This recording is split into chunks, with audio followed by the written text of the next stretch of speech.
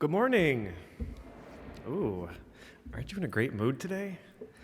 I don't know if it's the sun and the warmth or what, but I am in a wonderful mood, and it is good to be with all of you this morning. My name is Reverend Christopher Rowe.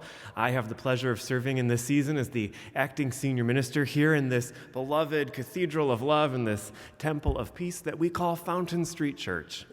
Some of you may not even recognize me because I'm not in my prerequisite collar and colorful stoles. I thought I would go with comfort today, and I decided in the last few minutes that turtlenecks are not my thing, but we'll figure it out.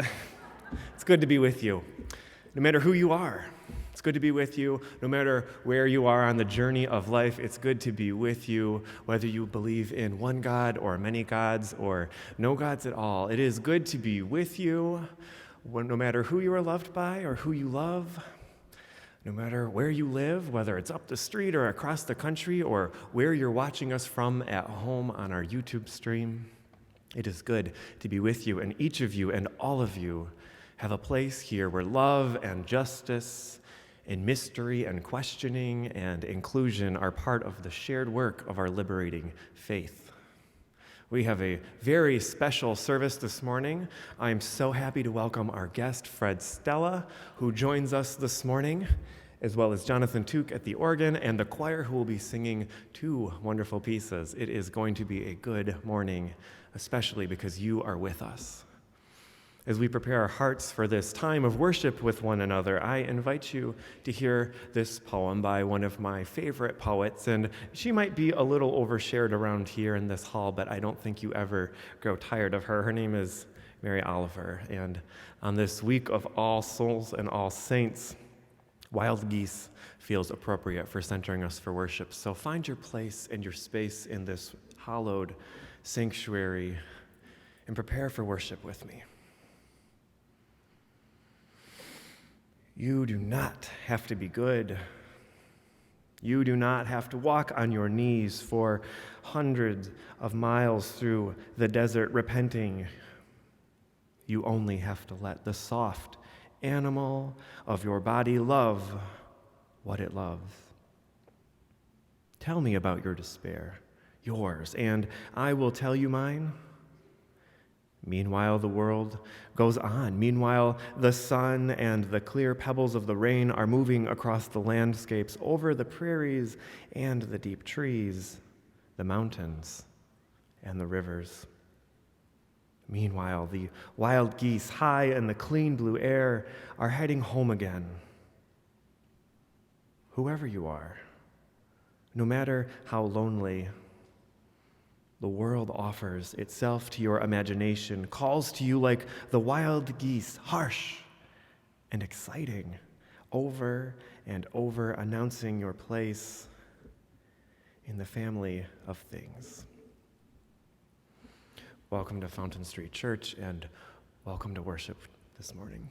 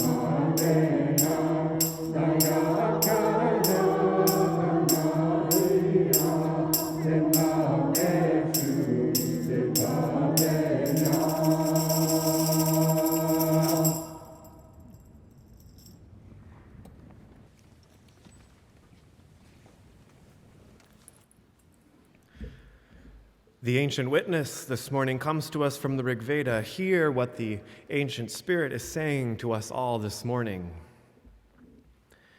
Neither did non-existence exist, nor did existence exist then. Neither did atmosphere exist, nor the skies beyond.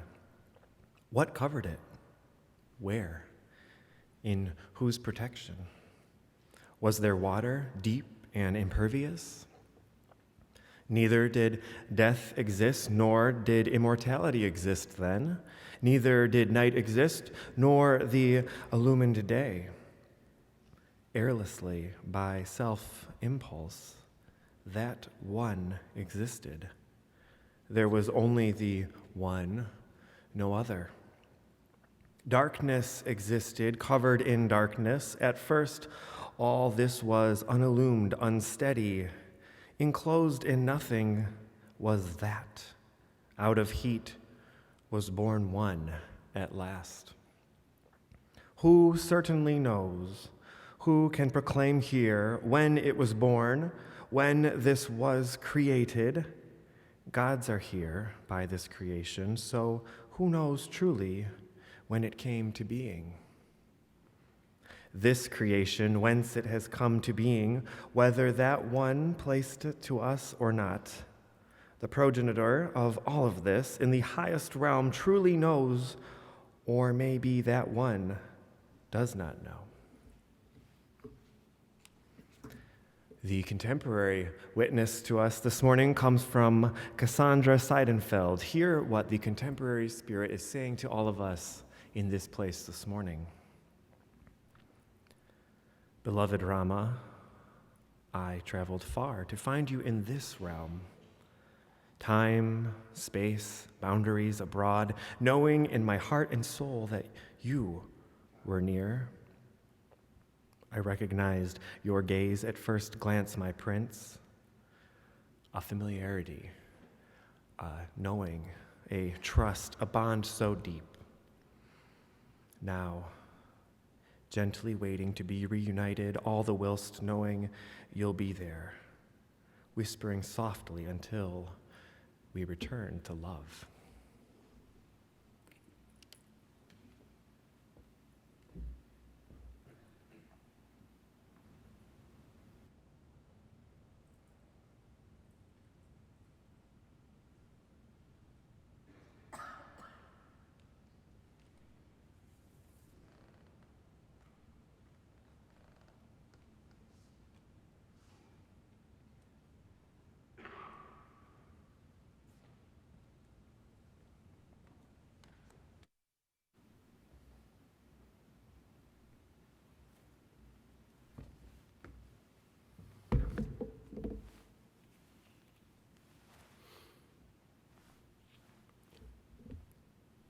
Good morning. It's so good to be back here at Fountain Street Church. I suspect that most of you don't know me, so let me tell you that I've had quite a history here at this church. I was introduced to your community shortly after I arrived here from Detroit. I attended a memorial service for John Lennon the evening after he was killed. Soon after, I became not a regular, but perhaps a semi-regular, as I explored various options on Grand Rapids' religious landscape. But during the David Rankin years, I was here quite a bit. And when I didn't make it to Sunday services, I was taking classes, and years later, even teaching classes from time to time. Oh, and I was married right here in this sanctuary, not by any of the ministers here, but by my very radical Roman Catholic priest cousin, who assented to perform a service that my wife and I designed that honored the tradition that we were birthed in, that is Roman Catholicism, as well as the tradition of the Hindu Dharma, which we adopted as adults. And I'm very grateful to your former senior minister, Fred Wooden, for approaching me many years ago asking us at the West Michigan Hindu Temple to partner with the church to host an interfaith Diwali on an annual basis. Fred and the rest of the church were champions of interfaith cooperation. Aside from Diwali, You've hosted iftar dinners with the Muslims and with some of the more conservative Protestant congregations, hosting public shaming events. Also, I worked with Fred Wooden at WPRR, a local radio station. I have a program at WGVU weekly called Common Threads. And when Fred and I would team up on occasion to do his show, which was called Faith and Reason, he referred to the show as Common Freds. Fred had a really interesting way of dealing with the callers and with whomever he was co-hosting with. So for instance, somebody could call up and say, yeah, I want to talk about the Civil War. And Fred immediately would say, the Civil War began with the attack on Fort Sumter on April 12, 1861, ending on April 9, 1865, by the surrender of General Lee at the Appomattox Courthouse. It claimed almost 750,000 military lives and is still known as the War of Northern Aggression in some circles. But you were saying. And you know, let me say one other thing about Fred before I actually embark on what I'm really here to talk about. I suspected something about Fred Wooden for a long time, and I wasn't sure if my suspicions were correct, but there was an incident that led me to believe I'm correct. I was here at a social a few years ago, and I saw Fred talking to a small group of people, and I was on the other side of the room. And just for the heck of it, I took out my phone and I pulled up a browser and I Googled Casparian sea wolf. Now, I know nothing about the Casparian sea wolf other than it exists. But as soon as I pressed enter, I saw Fred take out his phone and excuse himself from the circle and tap furiously on the keyboard and then put his phone away and rejoin the circle. In just a split second, I saw on my phone everything one would ever need to know about the Casparian sea wolf, its habitat, its gestation period, its prey. It proved to me right then and there what I knew all along. Fred Wooden is Google.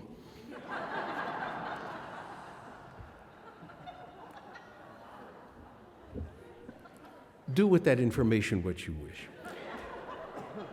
Well, since we can't have our annual Diwali fest here at Fountain Street Church, we can celebrate in this way.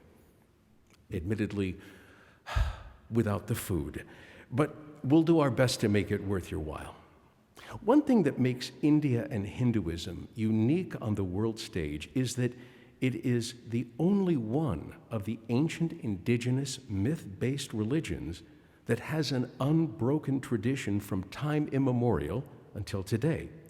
This, despite being subjugated by foreign domination for a millennium.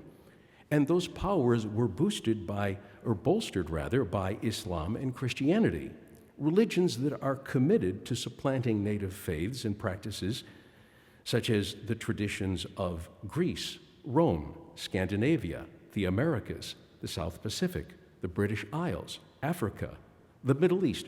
Virtually everywhere, indigenous religions were either almost or entirely extinguished.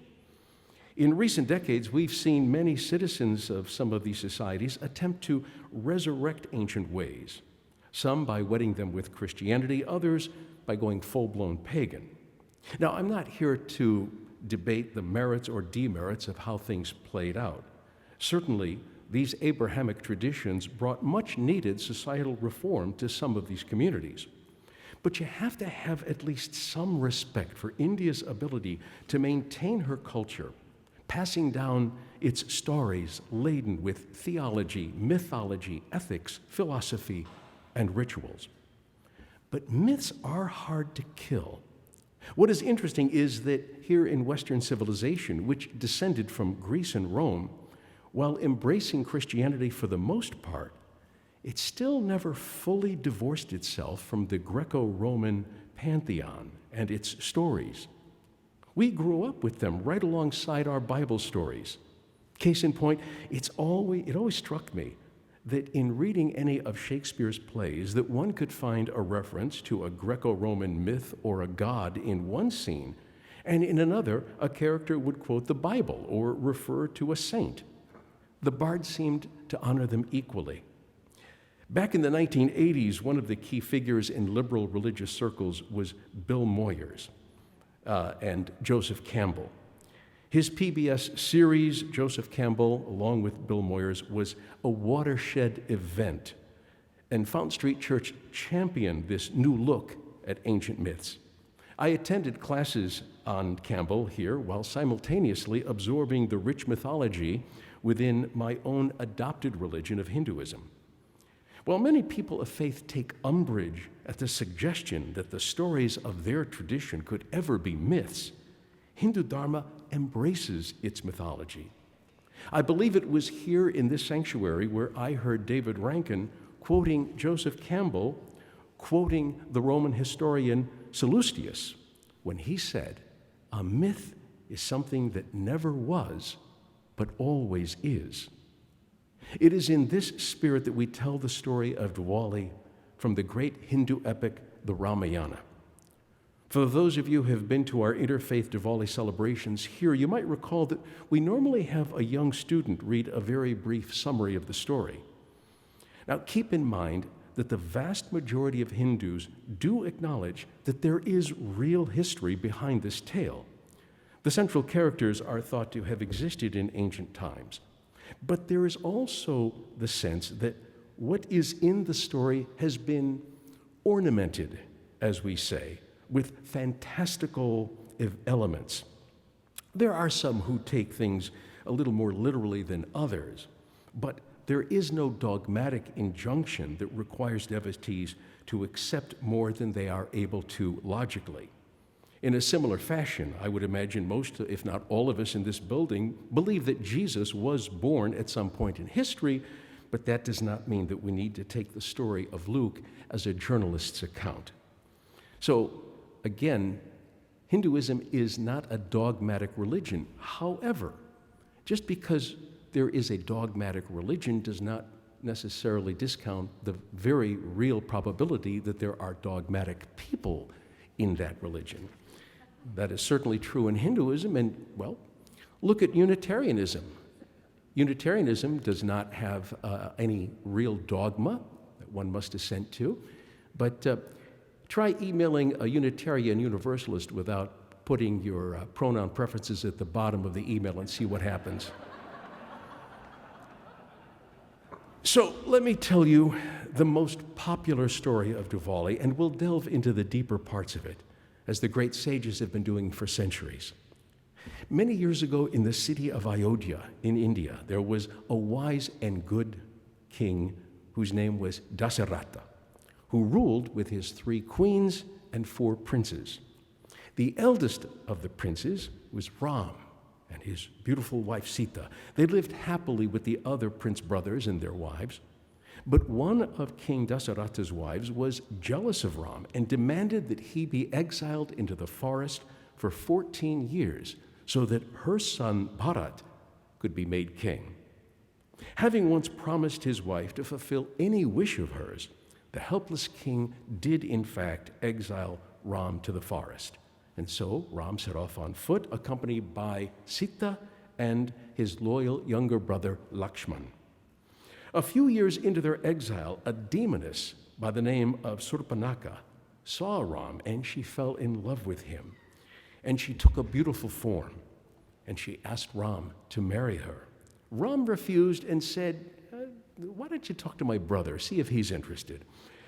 But Lakshman also refused. Enraged, Surpanaka showed her true demon self, and Lakshman cut off her nose and ears. The demoness went wailing to her brother, who was none other than Ravana, the 10-headed demon king of Lanka. Ravan was furious and swore revenge.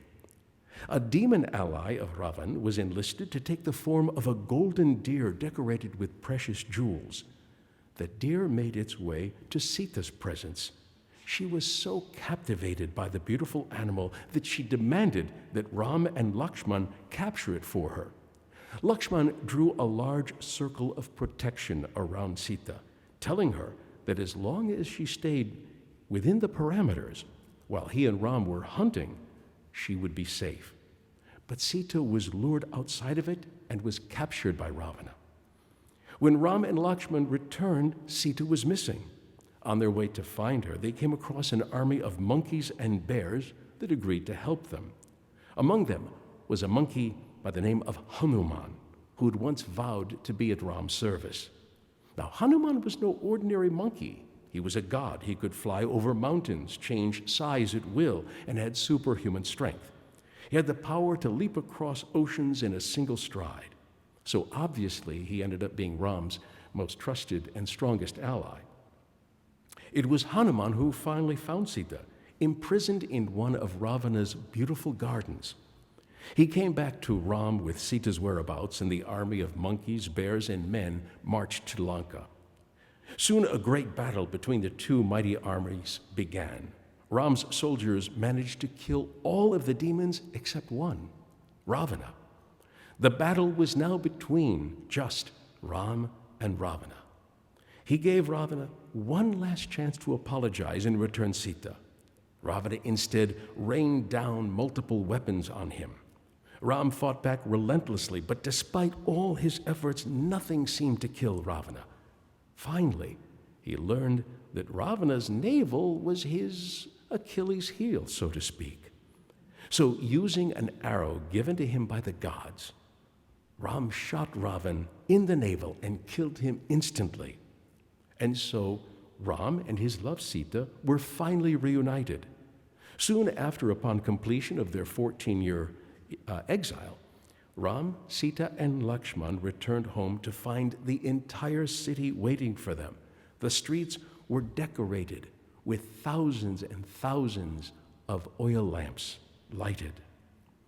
Of course, there's much more to the story of the Ramayana, but now let's examine the esoteric interpretation of this story, that which makes it a myth. Remember that in a myth, all of the characters are us.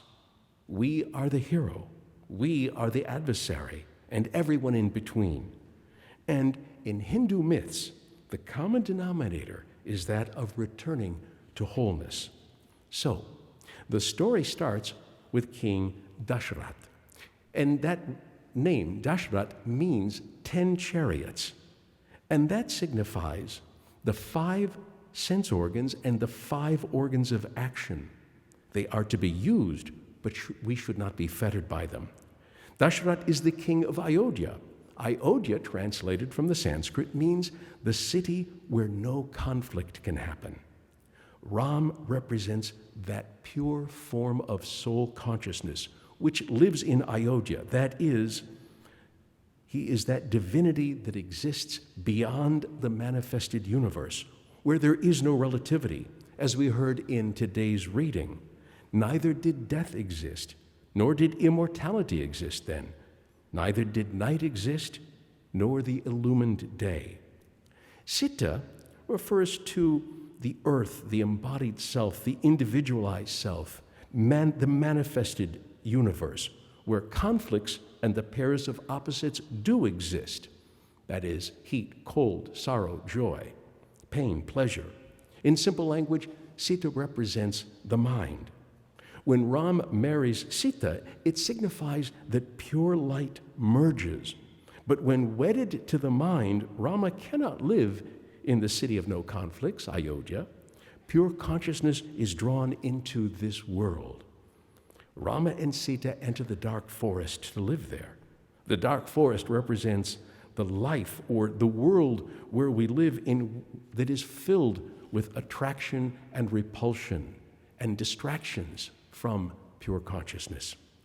But one day, Sita, the mind, is attracted to the golden deer, which represents worldly distractions, pleasures, the illusions that keep one from realizing one's inherent divine nature. She was meditating on Rama, that is pure consciousness, but now she's distracted by the world. Lakshman represents awareness within us. Lakshman draws a line to protect Sita, and that signifies the protection from evils and perils in this dark world. But Sita, unfortunately, steps out of that protection and is captured by Ravana. And Ravana represents ego, that is, that part of us that only sees the limited physical reality. Ego informs us that there is only one person to serve, and that is ourself. Ravan has 10 heads because ego has different ways to distract us. Ego doesn't have one face. We can easily be trapped by ego in the form of lust, pride, delusion, perversion, obstacle, adversity. Ravan takes Sita to Lanka. That is the land of materialism ruled by King Ego. And remember that I said that she was imprisoned in a beautiful garden. That is, she was imprisoned by sense allurements. In Lanka, Sita starts meditating again on Rama, mind meditating on pure consciousness, because she knows that she's been trapped by something very powerful from which only Rama can free her. Rama assembles the army of monkeys, representing the army of thoughts that can never remain quiet, but keep jumping from one thought to another. We've all heard of the monkey mind that distracts us in meditation. But with great practice in meditation on pure consciousness, we now see the mind as an ally. Finally, Ram conquers Ravana, the ego, and reconnects with the individual self, Sita. In the Ramayana, it is said that Sita then walks through a wall of fire to prove her loyalty. Esoterically, we must enter the purging flames and remove all impurities which accumulated around the self during its captivity and bondage in the body. Now, mind and soul are fully united. They become one, each element indistinguishable from the other. This unification, symbolized by returning to Ayodhya, that place of no conflict, no relativity, by the displaying of lights. These small oil lamps we use in our rituals are called diyas or deepas, hence Diwali or Deepawali. The oil represents the bad tendencies, the negative tendencies of a person. The wick represents the ego. When lit with spiritual knowledge, the bad tendencies slowly get exhausted, and finally, the ego disappears. So, in summary, the whole story of the Ramayana actually revolves around the reunion of our mind to our pure inner self-consciousness, self with a capital S. Our mind is attracted by these world distractions, and we are trapped by Maya, illusion, and ego. We are so embedded in this ocean, and due to the connection between our mind and our inner self, that becomes broken.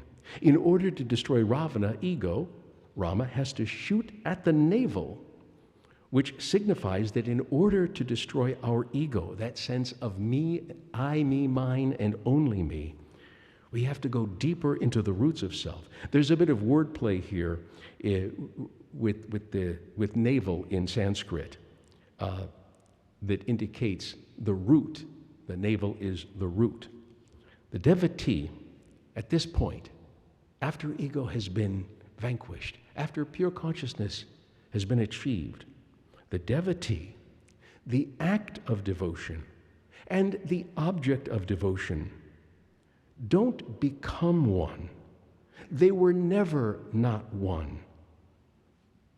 At this point, they are simply recognized as being one. Happy Diwali.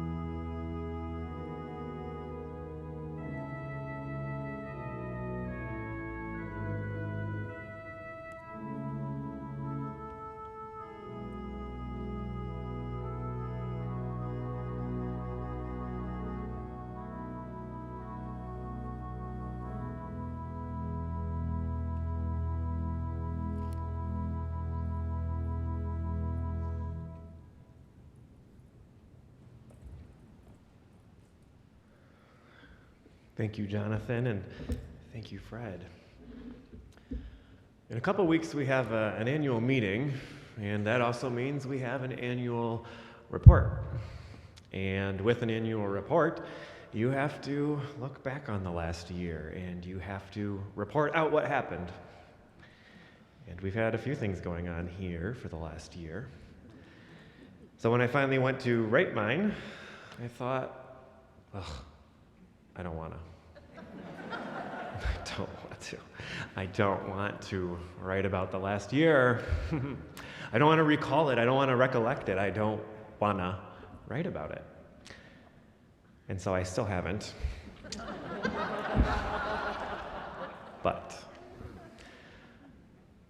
I started talking with some friends and some family about it, and they said, well, what good things happened this year?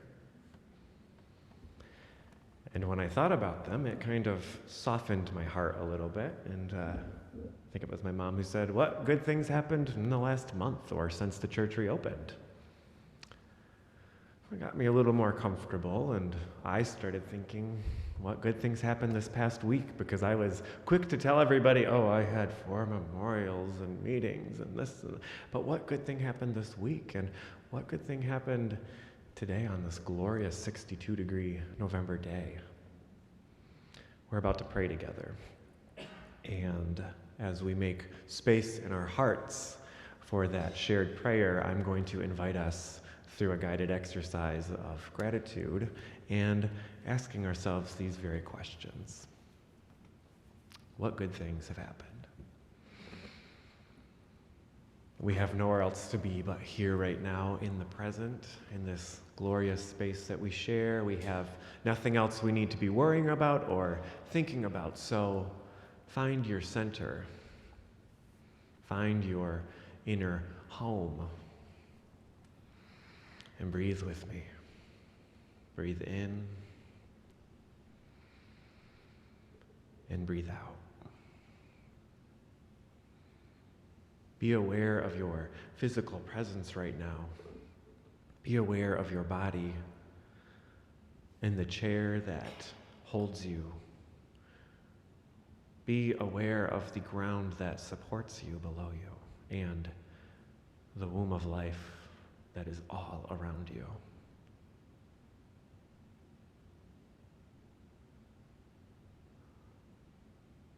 What is one wonderful, remarkable, life-giving thing that has happened for you in the last year?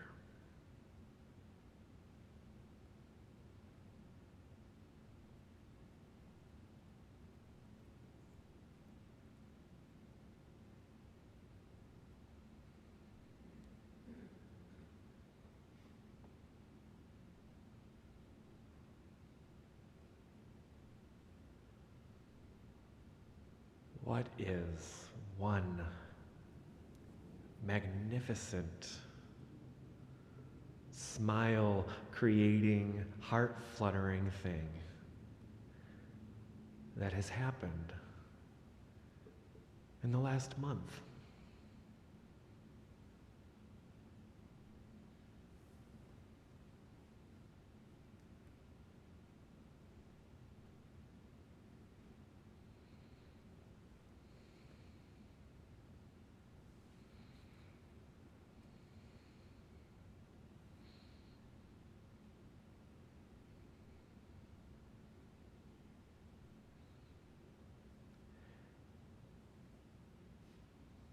Can you think of something that has brought love or light or life to your life this past week?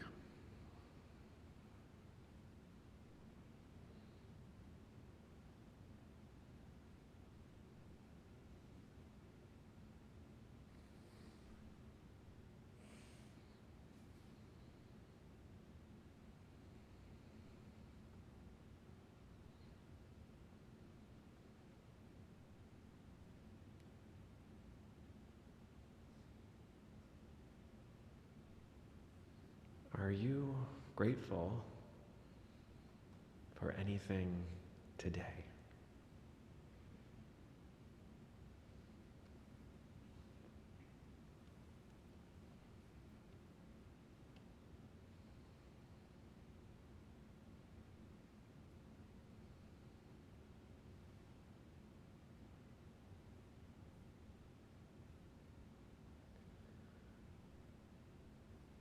Spirit of love and life, of gratitude and joy, Spirit that time and space cannot contain, we thank you. We thank you for the ability to recollect and remember and even look back at those things for which we are most grateful for.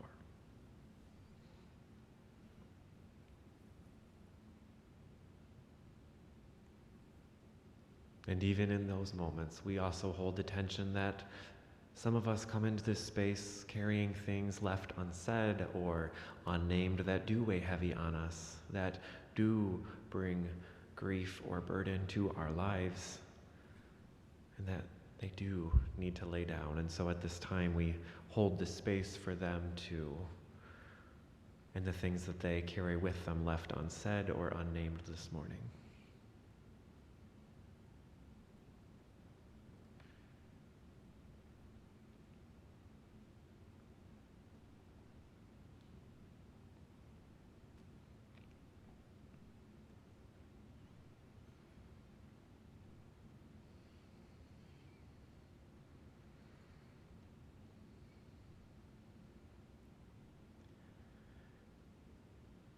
These things we bring to this community in the spirit of love and compassion and justice and inclusion. And these things we bring liberated by our shared oneness and becoming with one another. Amen.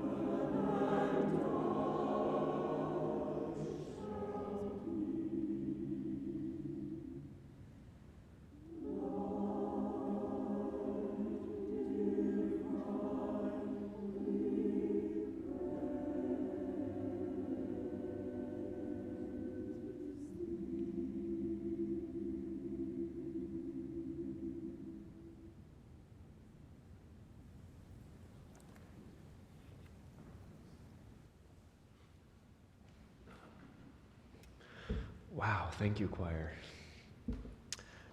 As I mentioned, we have an annual meeting coming up. That will be in 2 weeks, right after our service. That'll be on November 21st. We'll have a service of Thanksgiving that day as well with some wonderful music. And so I hope you will join us for that and stick around for the annual meeting.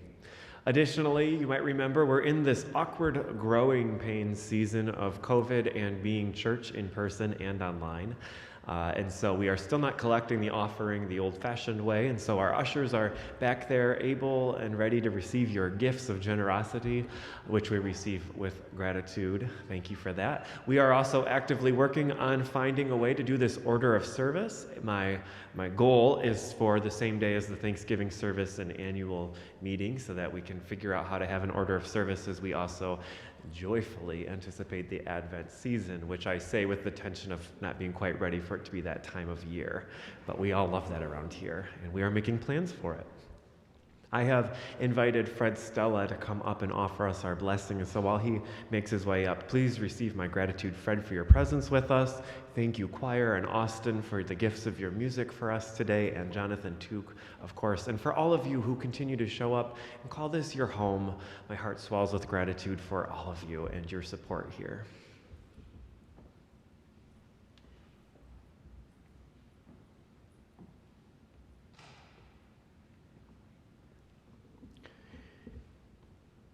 In our tradition of the Hindu Dharma, we always end our prayers by saying Shanti 3 times. Shanti means peace. And the reason that we say it thrice is the first time when we say Shanti, we are asking the divine to allow us to exist comfortably without any natural concerns or disasters. So we say Shanti. Keep us free from tornadoes and hurricanes and earthquakes and deluges, etc. The second time we say Shanti is that we ask that our peace not be disturbed by any human being. And the third time we say Shanti, it is asking for a peace that will not be interrupted by our own doing, our own thoughts, our own passions.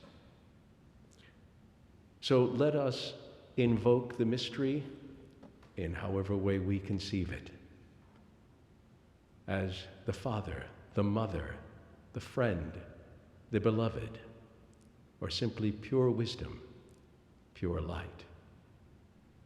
And we ask that we be freed from all obstacles of delusion, and that we are delivered to the shores of eternal wisdom and bliss. We ask that we are able to be freed from darkness to light, from ignorance to that supreme knowledge, from death to immortality. And may the love of all that is divine shine upon our sanctuary of devotion and right action. And may we be able to awaken that supreme love in hearts everywhere. Om Shanti, Shanti, Shanti.